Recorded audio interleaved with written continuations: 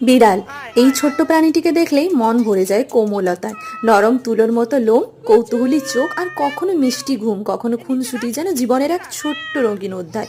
প্রকৃতির দেওয়া এক অনন্য সৃষ্টি, যার প্রতিটি ভঙ্গিমায় লুকিয়ে আছে সৌন্দর্য আর রহস্য। কখনো শান্ত, কখনো খেলোয়াড়, আবার কখনো একা বসে বাইরে তাকিয়ে থাকে, যেন গভীর কিছু ভাবছে। বিড়াল শুধু আদরের পোষা প্রাণী নয়, বরং মানুষের এক নিঃশব্দ সঙ্গী। মন খারাপের দিনে তার গড়গড় শব্দ যেন এক ধরনের ওষুধ, যা ক্লান্ত মনকে শান্ত করে দেয়। এরা স্বাধীন চেতা, কিন্তু ভালোবাসা বুঝতে জানে। কখনো কখনো তোমার কোলে এসে শুয়ে পড়বে, আবার কখনো কখনো তোমার চারপাশে ঘুরে বেড়াবে, শুধু এই জানানোর জন্য যে আমি তোমার কাছেই আছি। বিড়াল আমাদের শেখায় কোমলতা, ধৈর্য আর ভালোবাসার অর্থ। তার উপস্থিতি আমাদের ঘরকে করে তোলে উষ্ণ, আর হৃদয়কে করে তোলে নরম। কারণ বিড়াল কেবল পোষা প্রাণী নয়, সে পরিবারের একজন। এই যে দুষ্টু বিড়ালটাকে দেখছো, আমাদের বাড়িতে সন্ধ্যাবেলা ঘুরতে এসেছিল। এটা আমার নয়, আমার একটা ফ্রেন্ডের। কি কিউট না?